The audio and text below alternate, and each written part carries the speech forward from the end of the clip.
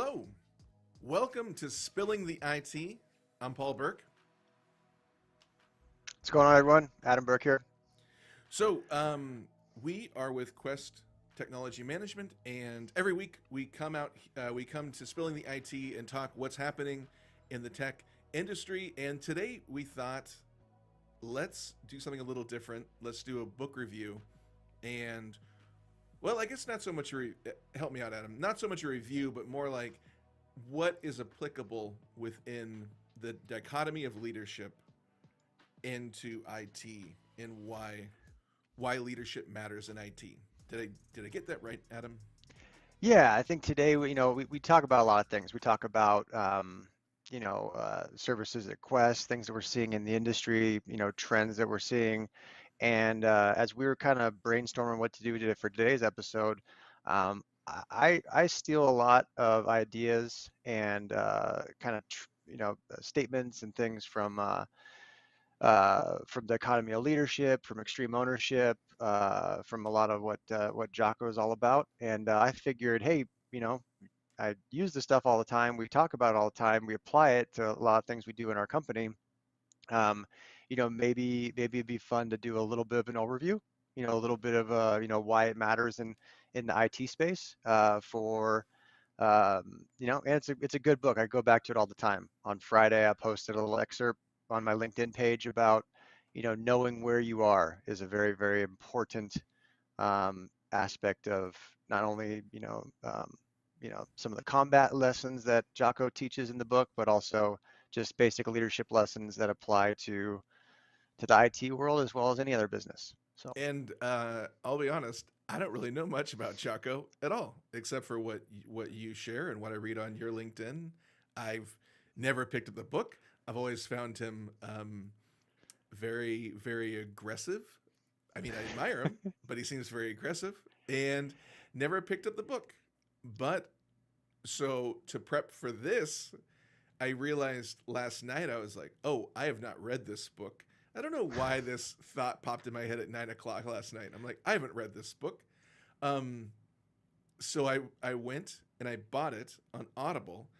So I've been listening to it this morning. I will not say I've been reading it because I've been listening to it. And anybody out there who says they're reading a book when they listen to it on Audible, stop it. You're not reading it. You're not. So That's I've been that's not a listening to it. thing. That's not a thing. That's not a Yeah. thing. Reading is one thing, listening is another. So, anyways, that's I'm as passionate about that as Jocko is about leadership. Yeah, There you go. there you go. Anyways, it's been fantastic. It's very inspiring. I've loved it this morning. It's been a really great. Um, I've literally been listening to for hours. So, yeah, I love the idea of jumping in on this and talking about it. Yeah, well, one of the things, so we talk about cybersecurity all the time, and we talk about making decisions and understanding where you are. And one of the things that I love about the his first book that they came out with was called Extreme Ownership, right? And that kind of went over and we'll back up for people who don't know who the heck we're talking about. Got got a couple quotes of his on the wall. Who's this Jocko dude?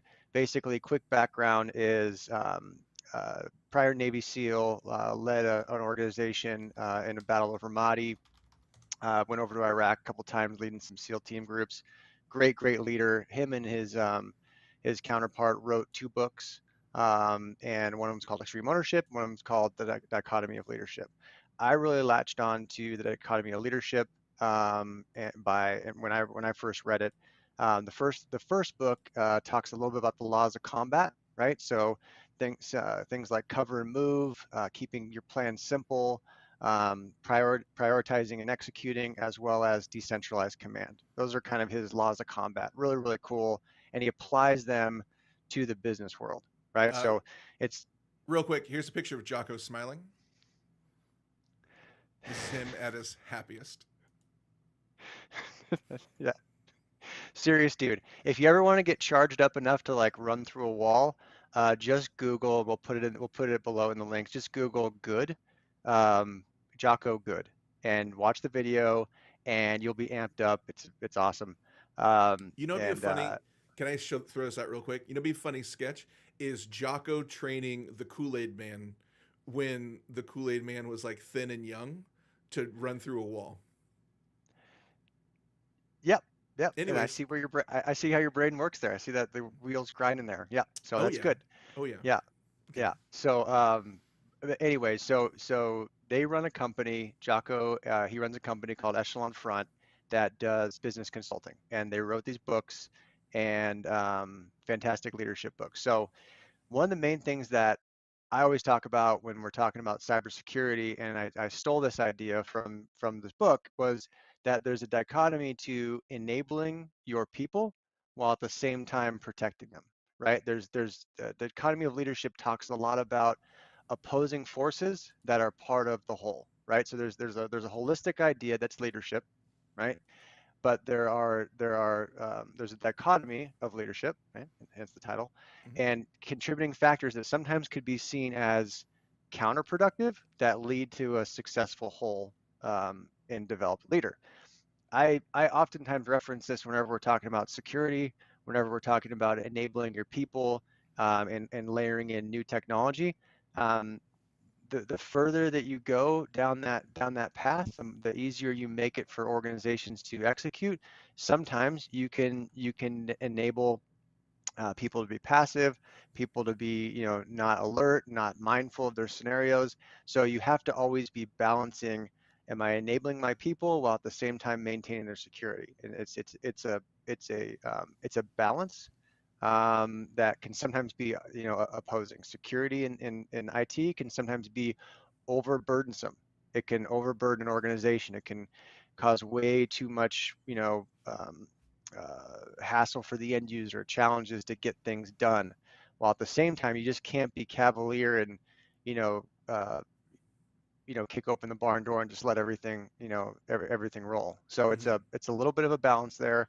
That concept from a leadership perspective is something that's addressed in the book a lot. Nice. Do you want to kind of go through this? Well, I think like jumping around might be a great idea because there are so many great, I think, applicable. Um, so that it's broken up into 11 or 12 chapters and It's 12. 12 Yeah, it's 12. chapters. It's three sections, four in each section. Yep. Mm-hmm. Yep.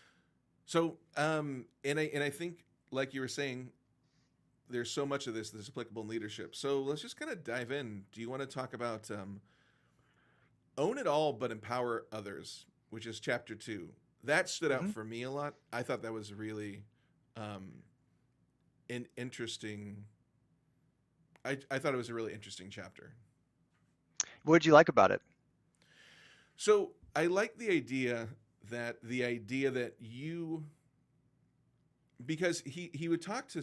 I love that. So he would give examples of when he was part of Bruiser. So his group, his SEAL team was Bruiser. Is that what Casking it a is? bruiser. Yep. Yep. Yep. So The company. when he was in the field, when situations would arise, that he he was in charge of the overall. Boy, I'm going to butcher this stuff. The unit. He was in charge of the overall unit, but he would trust people with other projects, and I thought that was a really interesting idea that like basically the buck stopped with him, but he would give people a chance to try to lead in their smaller section. I guess that's what I liked about it. Yeah, I mean, so the idea of own it all, sometimes people will freak out like, well, that's you're gonna micromanage every single decision and Mm-hmm. everything always stops with leadership. Well, yeah, the leader's in charge and responsible for everything. And in IT world, like there are so many different aspects of technology across the organization. The idea that a CIO or an IT director is gonna own every aspect of every piece of technology. They're gonna own the phones. They're gonna own the databases. They're gonna own security. They're gonna own the network. They're gonna own the physical infrastructure. Good luck. Good Mm-hmm. luck. Like you get to a hundred person organization and you're trying to own every aspect of technology, good luck. You'll burn out, you'll crash, and you'll crater the organization. So the economy there is the idea of, hey, you got to own it all, but you also have to empower your team. There are people who run the phone systems. There are people who are on the phones. There are people who are using the databases. There are people who are using the applications. Empower them to make the decision, report to you what decisions they want to make and the rationale they want to make it. You don't need to know all the details. You don't need to know every aspect of how they got to the decision. You can empower them to basically help you, make that call, right? And that, he did that on the battlefield, right? He did that really well. He gave his subordinate leadership the Yeah. ability to evaluate a scenario, come back, here's my plan, here's how I want to execute it. He can ask a couple questions, because leaders have seen this story before. They Hmm. have experience for whatever reason they're in leadership. So, they do have the ability to ask a couple questions, but you empower your subordinate leaders, fantastic way to operate. And I really liked when Jocko sat down with it was one of the leaders who was failing, and he said, I want to do your job. And I know I can do your job and I can do it perfectly. And everything you're failing at, I know exactly how to correct it. But I want you to go back and do it because I believe that you can do it too. And I thought that was really really brilliant to be really direct. I'm not very good at being direct. Boy, he's amazing at it. To be really direct and say, I can do this, but I want you to be able to do it as well.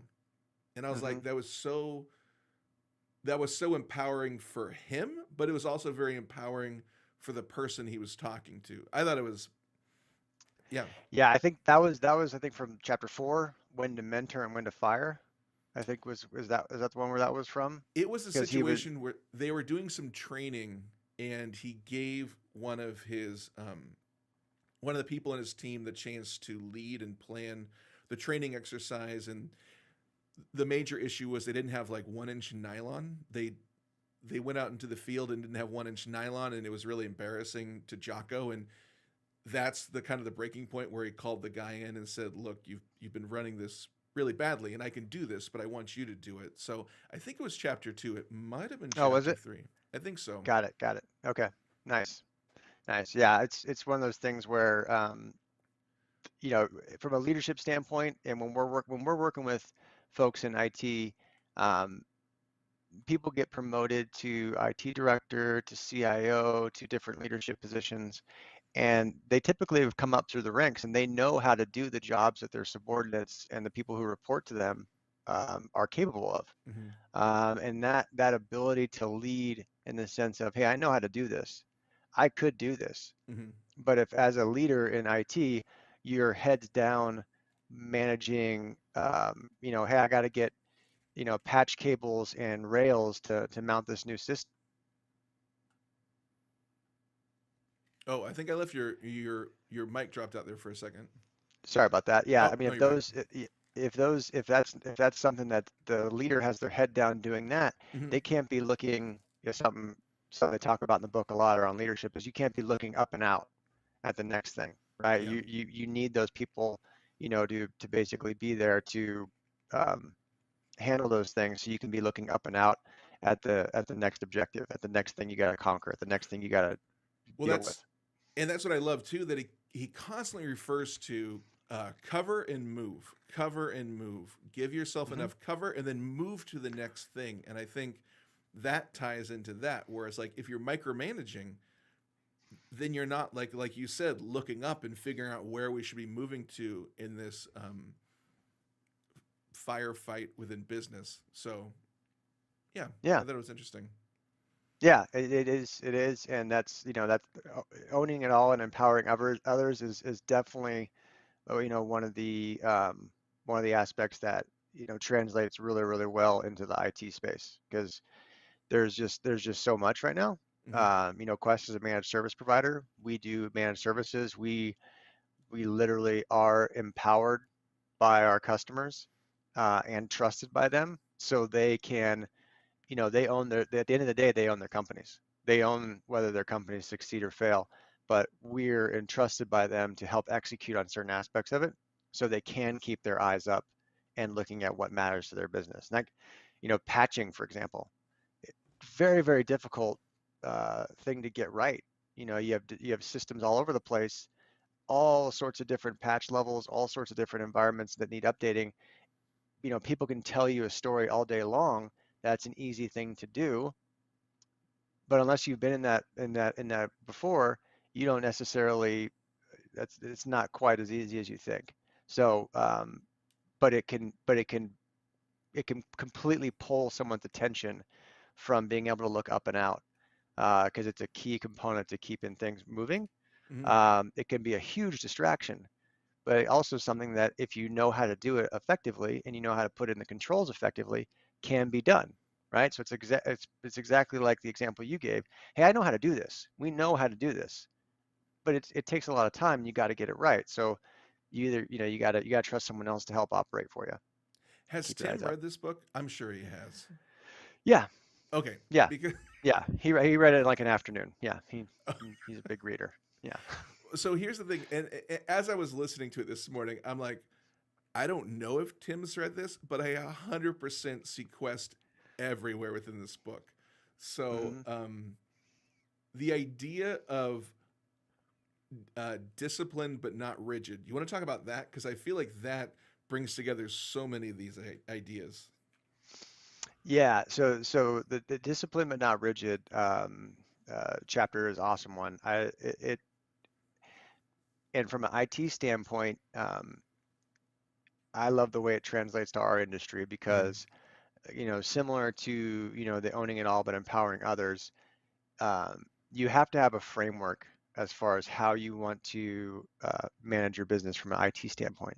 You have to have policies, you have to have procedures, you have to have a backup, you have to have a recovery plan, you have to have cybersecurity in place. But those frameworks and those the way that people make decisions, if they're taken literally, if they're taken as absolutes, those can become just as dangerous as not having them at all because they can burden you with um, excess bureaucracy to actually getting something done. Mm-hmm. So you know the idea of we have a policy, we have procedures in place, we have the ability to engage in certain opportunities. Here's how we like to do things. Mm-hmm. Um, those are in place to keep organizations secure and kind of everyone moving down the same path. But at the same time, just as important as keeping everybody in the military, you talk about your left and your right limit, right? Making sure that no one goes past those left or right limits. From time to time, you do need to adapt to a changing situation, right? So in technology, you have things come out all the time that can just be a complete landmine and blow up a plan. Plans are great. Everyone's got a plan until you get punched in the face, I think is what Mike Tyson said, right? Plans are fantastic. Mm-hmm. And then you get punched in the face and you got to deal with what you're actually dealing with. So the ability to be flexible and to maneuver within that discipline is huge. That flexibility of, okay, we lost network connectivity at this site, but we have it at this site, or we need to update this policy, but this environment's not accessible during this time. Whatever the challenge is, having the basic policies in place, we help organizations with this all the time. And you first have to understand, okay, what do we have right now? What technology do we have in our environment right now? And then what are the potential challenges that are coming at our organization? One of my favorite um, one of my favorite assessments that we do around our IT infrastructure speaks directly to this idea of being disciplined but not rigid, because what it does is it evaluates the entire IT infrastructure of an organization Mm-hmm. and lists out two criteria: most probable to happen and most catastrophic, Mm-hmm. right? So it basically stack ranks the risks that we have when we assess an organization. There are things that are, some people say they're low hanging fruit to fix, right? This is definitely a problem. and it's definitely something that can be easily fixed. If it goes wrong, it's not going to take out the company, but it's definitely something that needs to get fixed. So that's up there, right? And then there's also a category of you can't get this wrong. This is catastrophic. If you don't get this right, you're in deep trouble, Hmm. right? So stack ranking the risks, it can't just be one, because if it's just the low-hanging fruit, then you're always just fixing the minor stuff, and you're not looking at the catastrophic event that Hmm. is low probability of happening. If you're only looking at the low probability of happening, but that's catastrophic, it's low probability but catastrophic, then you might be missing the things that are easy fixes that are a nuisance to the organization. So you gotta look at both, and that's where the rigidity of having a single solution or a single method of engaging is can trip you up. And I think, do you think that people get rigid and just look at one thing or one way of doing something as like their internal safety mechanism? Like, if I'm doing this one thing, then everything's going to be going okay. But if this one thing isn't the right way, well, then I don't know what the right thing is. Do you know what I mean? Does that make sense? Yeah, it. So one thing I love about Jocko's books and this book in particular is it acknowledges the fact that there's no easy answer. Mm-hmm. If you think you have an easy answer, you're wrong. Go back, try again, because it's going to change tomorrow. And uh, there's a concept, discipline equals freedom. It's the idea that, like, hey, you got to constantly be improving and constantly being like evaluating every single day. It's uncomfortable, it's challenging, but you always got to be looking at it. If you have a simple answer, if you have a, hey, here's the quick fix, you're wrong. Mm-hmm. And I know Tim doesn't ever tell people, hey, you're wrong. I do. I say you're wrong. Like like it just doesn't work. Like, you can pretend it works. Yeah. You can pretend that a seatbelt at 5,000 feet traveling 600 miles an hour is going to protect you, but it's not. Mm-hmm. It's a safety mechanism. It makes you feel good. Um, but so you have to kind of constantly, like, you know understand that there's no one fix. There's no one solution. It's a safety blanket people like to wrap around themselves. Well, and I was, boy, and again, like Jocko's like just directness is it's very refreshing. You don't see it as much. But when he's talking to, I think it's Leaf in the book, that they lost one of the members of the team was killed, and Yeah. Leaf felt this extreme guilt because, like, he said, I feel responsible for that. What Jocko said is, you are responsible for that, but that is the result of being a leader, that we are responsible for these things. And that really hit me as well, that it's like, yeah, you are responsible, but that's because you are the leader and because you have to make difficult decisions. So there is no easy path, there is no easy answer. It was, for me, I felt like that's was a really interesting idea, that you know, you try to, I don't know. Yeah, the direct nature of that is different. You don't see a lot of that in leadership, or everyone kind of, there's a little bit softer, gentler side of Mm-hmm. things. That's not what's in here. It's more along the idea of, yep, that is your responsibility, then that did happen, and it's not a fault or a blame concept. And sometimes people will conflate the idea that, hey, if you're responsible for it, that means it's your fault.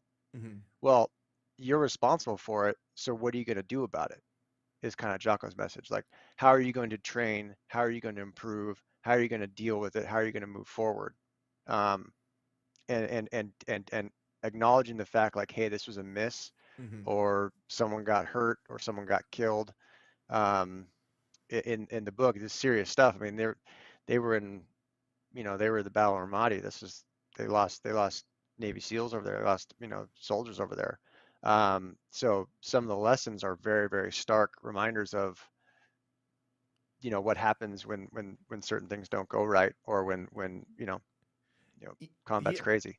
Yeah, and I guess when I was yeah, so I guess what I was trying to say is exactly, and I think you said it more concisely, is that when you are able to see very clearly, like, hey, this is my responsibility, and somebody tells you that, or you tell yourself that, then you can move forward and be less rigid and be like, okay, well, I can't be rigid. I got to change. I got to adapt. Um, Mhm. so that's why I mentioned that. That's why it stood out to me as important. Um, Yeah, so yeah. I know, sir, you have to get out of here. Boy, We we could talk about this. I mean, yeah we could talk about this book for probably a couple hours. I love this book. I love talking about it, and I think we covered 2 chapters. yeah. You want to talk? Um, You want to talk more next week? Because yeah, we only covered 2 chapters. Like there is a lot of stuff. well, I mean, so you talked this a lot. You just started talking a little bit about staying focused but detached, right? So that's the final chapter is Hmm. being able to detach from seeing what it is and not getting kind of buried in the emotion or the uh, the the challenge of the current situation as far as balancing yourself. So I I'd love to talk about this another time, more Yeah. and more. It's awesome. Great book. If you haven't read it, read it. If you ever want to, and there's a lot of things that we do here at Quest that I think are, I don't know who said this, I'm going to butcher it, but it's basically if you, I think it's something. If you know the path, you see it in all things. And and Jocko's definitely on the path, and he shares it in a way that I think you can attribute it to a lot of different ways that you're doing it. And I think, like you mentioned, some of the reasons that Quest is a successful organization is because this path doesn't change. And Jocko didn't invent it; he's just describing it in an effective Hmm. way. Um, and I think a lot of our success as a company is built on the idea that some of this path we're on as a company. Hmm. So love it, big, real passionate about it. But yeah, thanks for putting together the questions and talking about it. I know we Yeah. we got through like 10% of it, 10%. but So yeah, in the future we'll dive into more of it. Real quick, Adam, what's worth watching out there on Netflix or podcasts? um, right now podcast I am listening to Real Dictators, the Nice. Gaddafi story, the Awesome. Gaddafi guy. So he's not a pleasant human being at all. And But yeah, okay, and I would say if you have HBO Max, Doom Patrol is pretty great. Just started watching that last night. no, It's really good. Yeah. yeah, All right. sweet. Cool. Have a great week, everybody. We'll see you next Monday. Adam, have a good day. Have a good one. Thanks, Bye. everybody.